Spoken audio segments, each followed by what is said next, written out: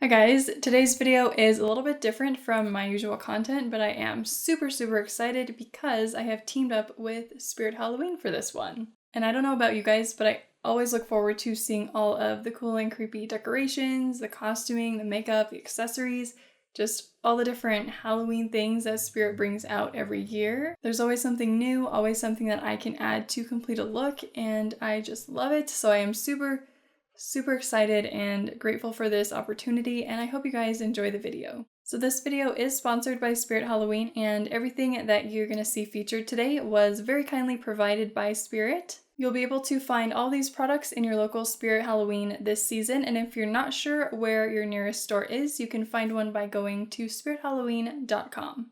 I'll of course have everything listed and linked down below for you guys to check out as well, but let's go ahead and get into it.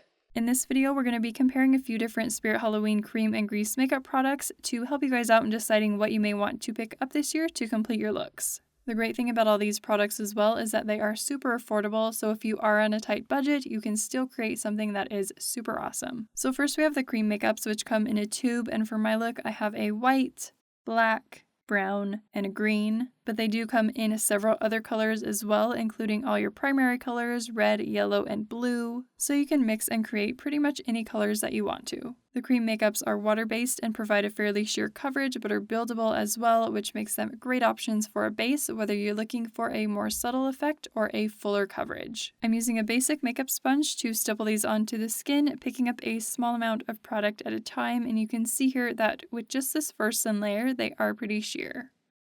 The creams are best applied in thin layers, and I'm letting each layer dry down a bit before going over with the next. I'm building this up just a few layers to achieve my desired coverage, and you don't want to apply too much product or over stipple here, or you'll start picking up the product that's underneath. The cream makeups do dry down to kind of a satin, a little bit of a shiny finish, and are actually pretty smudge and transfer resistant as well, but they don't fully set, so I would recommend setting with a translucent powder to help prevent smudging.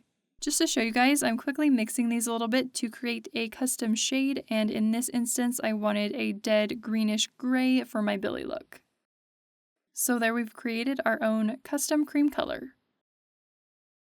The cream makeups can be easily removed with either soap and water or a makeup remover, and here I'm using a makeup remover wipe. You can see that the green did stain a bit upon removal, so just keep that in mind with some of the brighter, more pigmented shades. Next we have the grease makeup, which comes in a little pan, and again I have a white, black, a gray, green, and brown. The grease makeups are oil-based in a lighter consistency but fuller coverage than the cream products, and you can see that right away as I stipple on this first layer. They're also buildable and very smooth and blendable as well, so you can create nice soft gradients between colors. The grease makeups are a great option for a base as well, but can also be used as sort of a topper over cream to add highlight or contour and help even out any patchiness or streaks you may have in your base.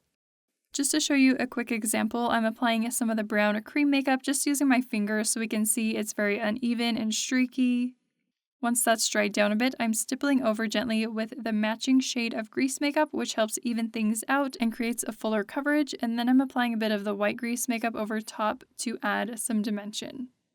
The grease makeups don't dry down really at all, so depending on the look you're trying to achieve, you'll definitely want to set with a powder to both cut down on the shine and again help prevent smearing and smudging. You can see here the grease makeups are very shiny and will transfer onto everything if you don't set them. So here on this half, I'm going to go ahead and set those with a translucent powder using a very light stippling motion at first so I don't pick up or disturb any of the product underneath. You can really start to see a difference here, and now the grease makeups are nice and mattified and more transfer resistant as well. The grease makeups can also be removed with either soap and water or a makeup remover, and I find these just a little bit easier to remove than the cream products. Lastly, we have the No-Smudge cream makeup, and these are available in white and black, but could be mixed as well. The No-Smudge creams are water-based and are what you would want to use where, just as the name suggests, you don't want any smudging because this stuff really does not smudge. The formula is a little bit stickier than the regular cream makeup, as you can kind of see here, especially with the black. I'm using a damp beauty sponge to apply this, picking up a small amount of product at a time and using a very light stippling motion. For me, I found the No-Smudge creams the trickiest to work with of the three because they dry down and set rather quickly, so it's a bit harder to get them nice and even, especially for larger areas. You can also try mixing in a little bit of water or your moisturizer to help thin it down and make it easier to blend.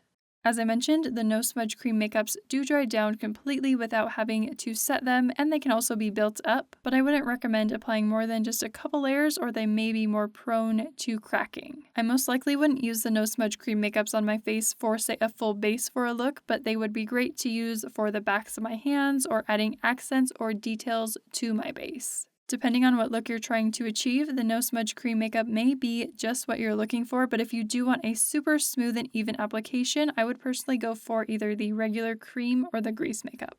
You can see here the No-Smudge cream makeups dry down completely matte and are transfer resistant, but again, they are pretty easy to remove with either soap and water or a makeup remover.